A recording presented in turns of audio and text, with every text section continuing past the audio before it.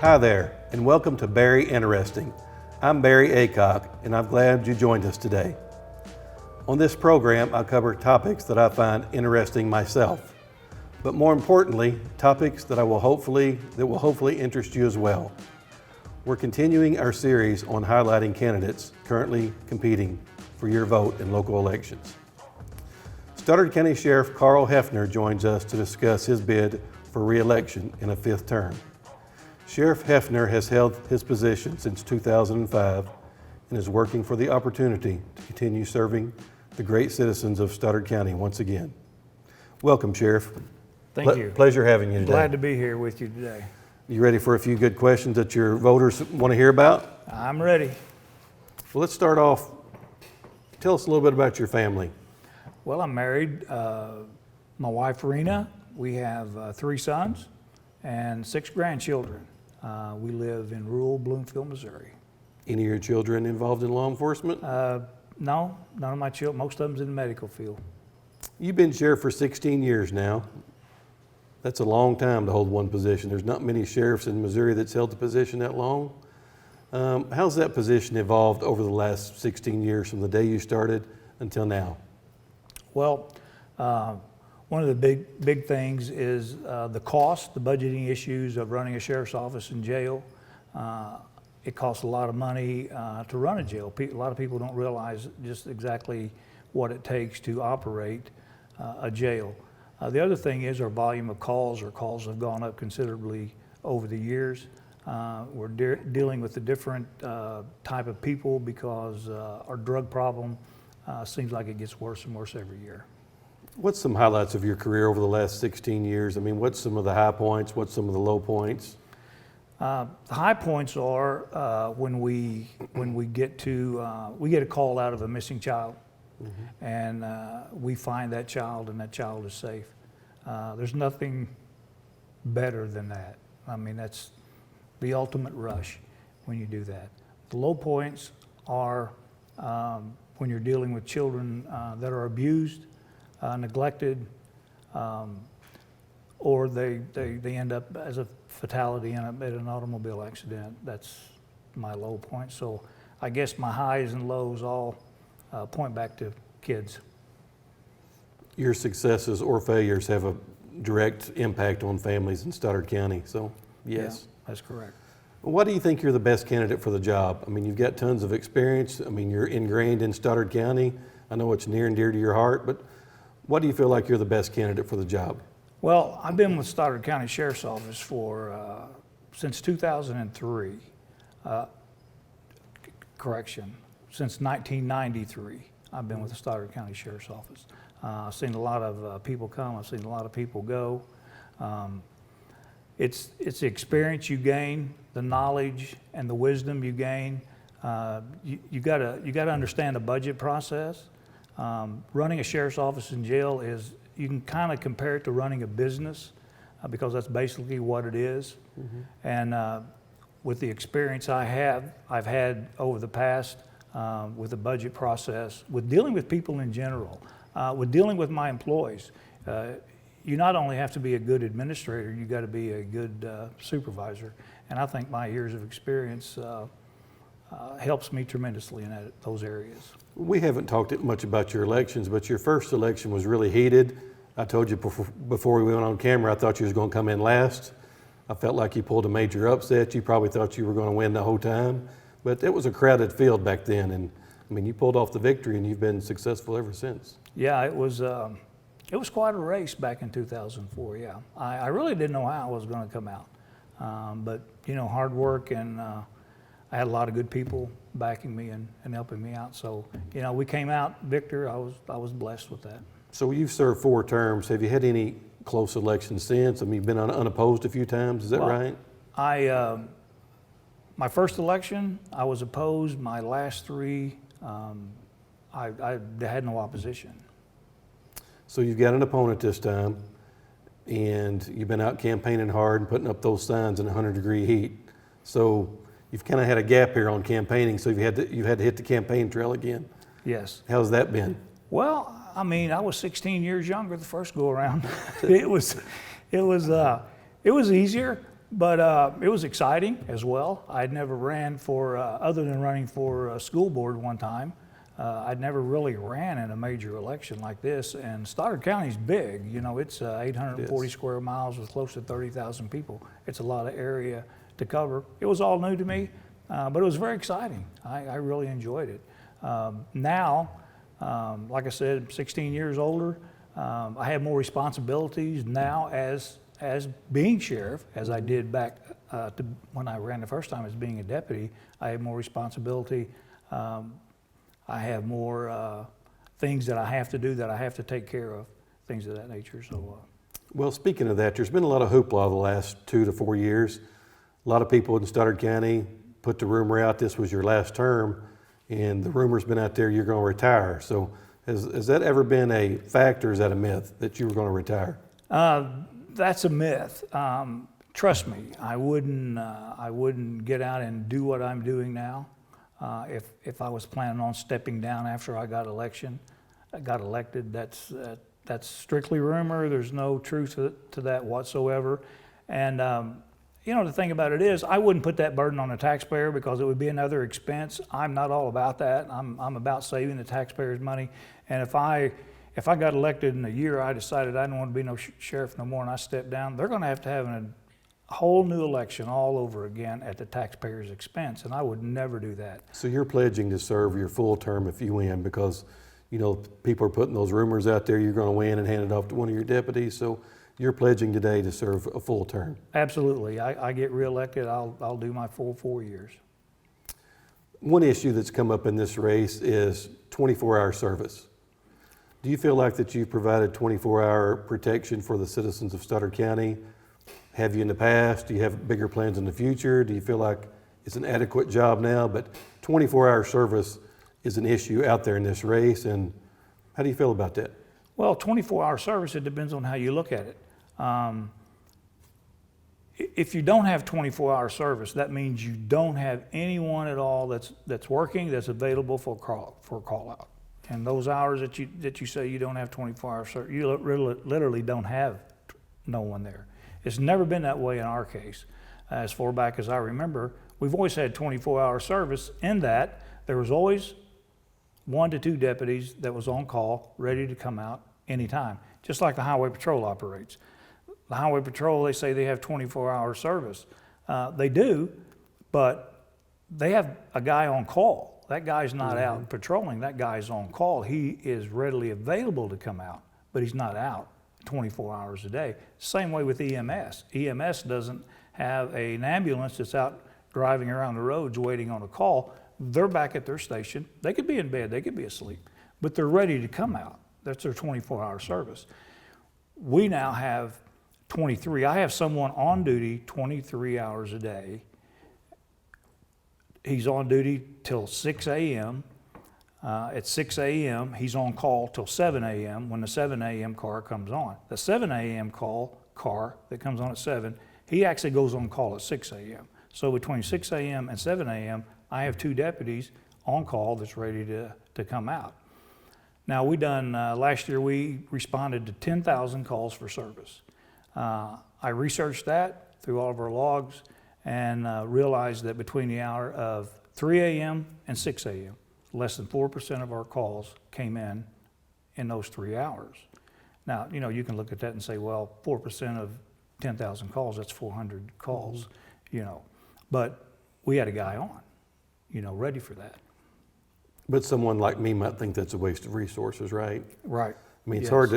it's really hard to make the entire public happy. I mean, most of them want you to work 26 hours, right?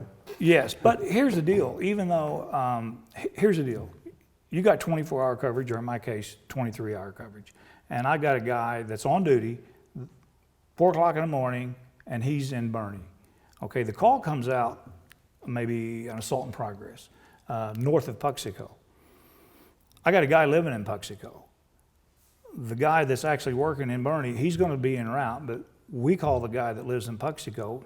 He's up and ready to go, and he's going to get to that call probably 20 minutes before the guy that's actually working that lives in Bernie. So that's the way we operate. We have a CAD system. It's computer-aided dispatch, enter dispatch, And on that screen, it shows where every car is at through GPS. It shows where this guy's at, this guy's at, this guy's at. And we can look at that and we go, okay, this deputy is closer to this call than the deputy that's actually on duty. So we call him, get him up en route. The other guy responds. That brings me to a follow-up question. Geographically, where's your deputies located? Do you feel like the whole county's covered? How many deputies do you have? I have deputies. Where do they live? I have deputies who live in Bernie. I have deputies who live in Puxico. I have deputies that lives in Advance. I have deputies that live in Dudley. So and I live up close to Advance. It's like, if they get a call in the Advance Bell City area, and the guy and the on-call car or the car that's on duty is in Bernie or Puxico or somewhere like that, guess who dispatch calls? They call me. And I get up and I respond to that call because I can get there quicker than anyone else. So we pretty much have the county covered as much as where the deputies actually live. Mm-hmm. I'm actually the last house in Stoddard County, so it would take all of y'all a long time to get to me. There's actually areas of Stoddard County that you can't get to without going over into New Madrid County That's to right. get to Stoddard County. I'm right on the New Madrid line. We've been there before. Sheriff, what is your plan to make Stoddard County 100% compliant on the sex offender registry? I remember 2 or 3 years ago, prosecuting attorney Russ Oliver. I really forgot the details of it, but the state auditor Nicole Galloway done some type of audit, and she felt like that Stoddard County wasn't compliant. In the end, I think you and Russ Oliver probably proved her wrong on that issue. So are we 100% compliant now, or what's the status of that? How can you ensure that to the citizens We of are Stoddard County? 100% compliant, other than the fact that we have one subject. His name is Tonna Denmark. He's probably around 60 years old, and if anyone out there knows where he's at, call the Stoddard County Sheriff's Office and let us know.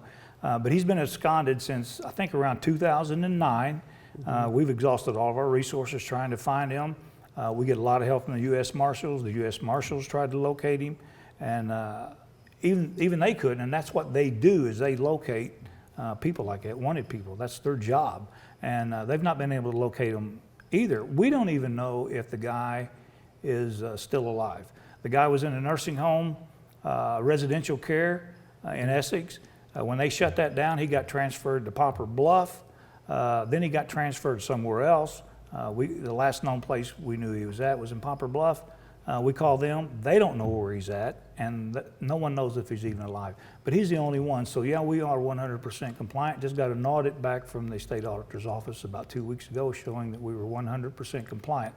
I have a deputy that's what he does. He stays on top of the sex offender list.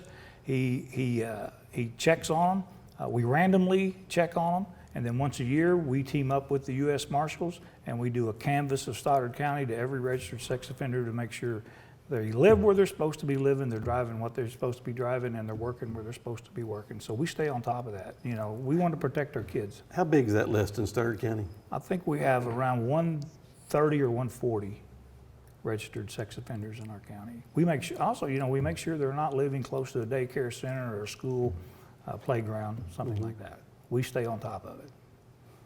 Moving on to a different subject, what's your plan to keep our DWIs down in Stoddard County? I mean, it's a big issue in all counties. I'm sure it's a big issue to you, but we don't want drunk drivers out on the roads when our families are on the roads, or ever for that matter. So do you feel like you've done a good job in the past? Do you have bigger plans for the future? I think we've done a good job in the past.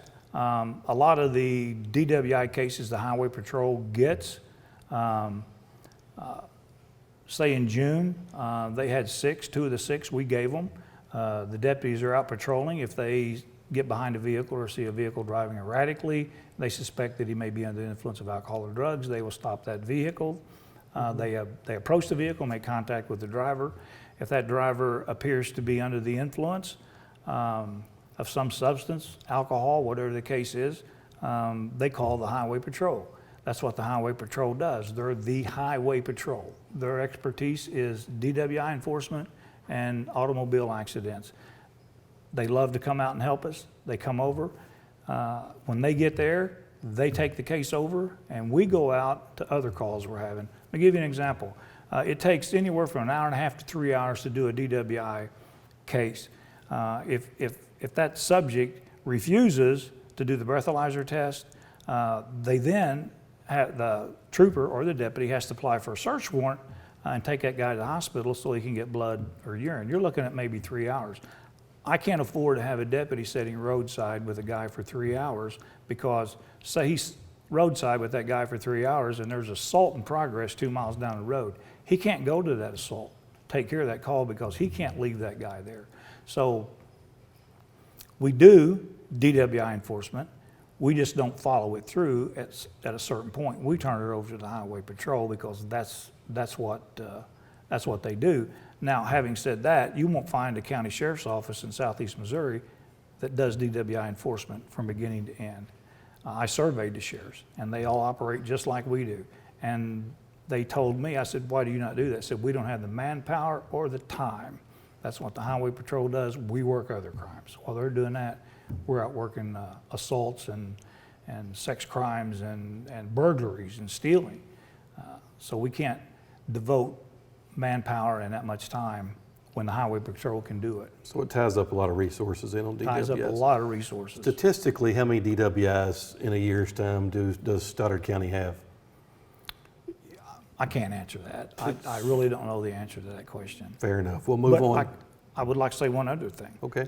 We have never, ever, and I challenge anyone, if they can come up with one person that says that we let them go if we suspected that they were drunk. We don't do that. We will stay with them until a trooper gets there. We do not let them drive off from that scene. Yeah, there's a certain point in time where, you got to do the job. You can't really worry about the resources involved. You've got to do the job for the citizens of Stoddard County and keep those drivers off the road. Good point. How do you deal with budget issues? I'll give you an example. Sheriff Stevens in New Medford County is a good friend of mine. And occasionally over his career, I don't know how long he's been in office, a long time now. He's getting ready to retire, but sometimes he gets at odds with his county commission. Some grudges are involved, not any recent history, but sometimes the sheriff, the county commission, takes it out on the sheriff. You haven't had the same county commissioners your whole career. You've probably seen more changes than anybody. Mm-hmm. So your relationship with the county commissioners, how do you deal with budget issues in declining revenues right now? I have a great working relationship with the county commissioners. I've always had, ever since the first day I took office. I've got along great with them. We both give and take a little bit. There's things I ask for they can't give me. I understand why they can't give me what I ask for. But they've always been really, really good to work with. And, up until last year or the year before, whenever we got the law enforcement tax passed, we had a lot of restraints. We couldn't give our people hadn't had raises, substantial raises in years. Our cars were all wore out. We couldn't afford to buy them because the entire county operates on 1% sales tax revenue. And that money depends on how much stuff people's bought that year, to get the sales tax on. And that fluctuates. That goes up and down from year to year. So I've had a good working relationship with them. After we got the 0.5% sales tax passed for the sheriff's office and a 0.5% passed for the construction of the new jail, that went to the voters, and the voters seen the need for that, and they went to the polls and passed that unanimously. Since we've had that sales tax increase, I've been able to hire more staff. I've been able to update all my cars. I've been able to give them a living wage salary increase. We're getting a new jail built, which is terribly needed. Our jail was very overcrowded, small bed space, old, run down. I couldn't comply with American jail standards or anything like that. So, and the agreement was, going into this before it was ever put on the ballot between myself and the county commissioners, because a lot of people asked this question when I was going out through the communities. You were kind of campaigning on your own to get this passed. I was campaigning on my own, giving on video presentations and talks and things like that to churches, civic organizations, things of that nature, and showed them the need for what I was asking for. They realized the need. They went to the polls. They passed it by a large amount. That whole 1% sales tax, they passed it by a large amount. But one question they asked me, almost always, at every time we put on a presentation was, if you get projected, the sales tax based on history was going to generate the 0.5%, about $1.4 million a year. Their question was, if we get this for you, if we vote on this and we pass this, is the county commission going to take the original budget away from you? And I told them no. I had a meeting with the county commission. They agreed that they would supplement my sales tax that I was getting, my budget that I was going to get off that sales tax would go strictly for the sheriff's office, nowhere else. They assured me that that wouldn't happen. County commission agreed to pay half the salaries, agreed to pay the board bill for the prisoners, that's the food and every jail supplies, health and medical care for the inmates, benefit package for all my employees, which come to around $900,000. So they never once said, they never once balked on that. They said, yeah, we'll continue to give you and help you out on that, so we'll have enough money that we can survive. Well, Sheriff, that may be your biggest accomplishment so far, is getting a tax passed in Stoddard County. That usually don't happen. It's a very conservative county and they usually don't pass taxes, but they saw the need and you went out and sold it to them in public, and that may be one of your greatest accomplishments. Sold it to them in 7 weeks. We only had 7 weeks when that was all put together till they went to the polls, was 7 weeks, and we sold that to the taxpayers. But they saw the need. They knew that the county desperately needed this. And hey, what can I say? They're great. Well, let's talk about the jail you have now, because, you know, in my home county of New Madrid County, we don't have a jail anymore. So each county needs a jail. It's kind of sad that we don't have one over in New Madrid County, but I could tell before we went on camera, yours is aging a lot right now. We were scraping the bottom of the barrel when it comes to jails. The jail, the first part of it was built in 1983. The upper level where the dispatch and offices are, as well as a female cell block, was built in 1991. But that jail was built to only legally house 29 people, is all that jail was built to house. And how many you have today? I have 70 some today. Wow. But here's the kicker. Last year, my average daily inmate count was 85 people. I had as many as 103 at one time, and hardly ever got below 75. My average was 85 people a day in that jail. That can only house 29 people. What we had to do was, we had to go into day rooms, which the inmates are supposed to have day rooms where they can get recreation. We had to go in there and close those off, put bunks in them, and make housing out of those. So today we have 42 beds, is what we have. But we can only legally house 29. Well, you stole my next question. You kind of answered it. How do you deal with overcrowding in your jail? Because, I mean, you've already dealt with it. But are you in compliance still? Because it seems like to me you still get too many people in jail. We have too many people. We're horribly overcrowded. And what does the state say about that, though? I mean, there's nothing they can do really, right? Well, so far we've not been written up on anything. You know, I think they understand, because it's not just Stoddard County's problem. It's the whole state's problem. Not just the county jails, but the whole prison system's all overcrowded the same way. They're building tents, they're sleeping on the floors, they're doing things like that. Now people are going to say, well, maybe they should sleep on the floor, they're in jail. Why should they have it cushy? And you know, a lot of people agree with that. And I can't say I totally disagree with it, but it's not the statutes that's handed down to us. We have to comply with state statutes, you know. And, you know, we try to make it as comfortable for them as we can, you know, because the more satisfied they are, the less problems we have, the less lawsuits we have, the less fights, assaults, complaints, things of that nature that we have. So, but with the COVID, you know, the COVID thing come along then, and I'm thinking, man, you know, if I get one person gets us in my jail, I'm in trouble. We're in deep trouble. Yes. So far it hadn't. I've kept it out. But, you know, we take measures to try to keep try to keep it out there. You're very lucky not to have one with the overpopulation you've got right now. Well, we assess everyone. I mean, no one walks in the side door of that jail, including myself.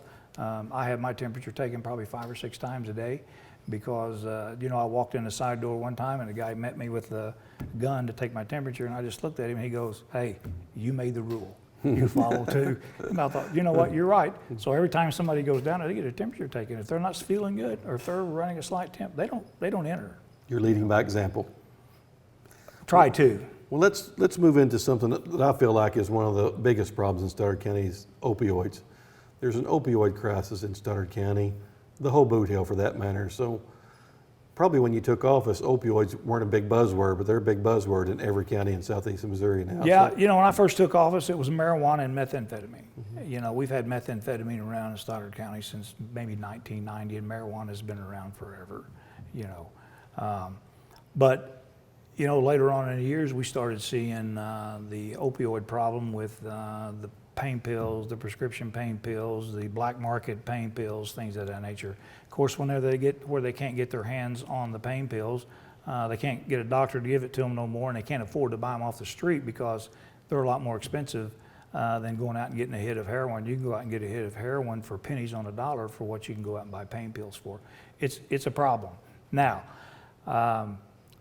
I'm on the board of directors of the SEMO Drug Task Force. I've been on that board for probably 15 years. I have a deputy that's assigned to the SEMO Drug Task Force, and that's all he does is work drugs. We work drugs continually, around the clock. I don't think there's very seldom a day goes by that we don't arrest someone for drugs. Now, once they get in our jail, we catch them, we lock them up. We do the report, PC affidavit. It's out of our hands what happens to them at that point. If they go to prison, we don't make that decision. If they get put out on probation or parole, we don't make that decision. If they go to John 3:16, John 3:17, or some rehabilitation place, that's not our decision to make. That's above our pay grade. We don't have the authority to make that decision. That's made by the judicial system. John 3:16 is a great program, by the way. John 3:16 is a great program. I've spoke to those guys twice now. Well, let's get into our schools. You do a great job of protecting our schools. We had a little conversation about it before we came on the air, but school resource officers in Stoddard County, your DARE program that you are involved in. So due to budgets and all that, you really aren't doing what other counties are doing. So let's talk a little bit about safety in schools in this era of COVID-19. Prior to we getting the tax passed, we only had DARE in 2 schools, Bernie and Richland, and the deputy that was teaching that DARE class done it on his own time. He didn't get a dime for doing that. He come out on his own time and taught those DARE classes to those kids because he cared about them. Since we got the tax passed, we have DARE, and beginning this year, school year, we'll have DARE in every school in Stoddard County. We will have DARE. We also have active shooter training. We have intruder training. We have gun safety training for the kids. So we're having junior cop camp, junior deputy camp. And we had a schedule for this year, the junior deputy camp. The schools were really excited about it. COVID come along, we had to cancel it this summer, couldn't have it. But we're looking forward to doing that again next year. But it's opened up a lot of doors for us. We have a lot of things that we're doing for the kids in school, for the schools. I don't have a school resource officer in all the schools. I have a school resource officer in Richland School, but his salary is paid by Richland, the school district itself. However, during the school year, my 7 o'clock car that comes on, whoever that may be, they go to a school somewhere in the county. They go to school at 7 o'clock in the morning, and they stay there. They greet the kids. They wait till the buses come in. All the kids get unloaded. Everybody gets their breakfast, and they go to class. Then if a call comes out, they have to go take a call. So you've got one deputy that's at a school every morning of every school day? 7 o'clock in the morning, yeah. It may not be the same deputy, but it is a deputy. So they probably got a circle they go in. Yeah, they go turns. to, they'll go to Puxico, they'll go to Bell City, they'll go to Advance, they'll go to, Richland too, Bloomfield. Bloomfield. Of course, Are they- Dexter has 2 school resource Are they officers. also there at the end of the day sometimes too? We request that if they're not tied up on something that they can't break away from, that they get to that school by the time the buses get there and those kids are getting out of school. Sheriff, it was a pleasure to have you here today. Thank you for coming. Pleasure being here. Thank you for having me. The primary is August the 4th. I'm going to give the sheriff a parting shot here. Last comments to the citizens of Stoddard County. Well, my goals for my next term, I got a couple of them. One of them is I want to see the jail construction finished. I want to see us moved into it. We will have enough room in that jail that we can have some drug rehab classes in there. It will be faith-based. The other thing I want to pledge to the citizens of Stoddard County is that I want to continue to do to the best of my ability to keep you safe, to keep your children safe, to keep your property safe, to keep your businesses safe, keep our memorials throughout the county safe, and as well as our flags. And we'll leave it at that, Sheriff. Thank you. You got the last word. Thank you.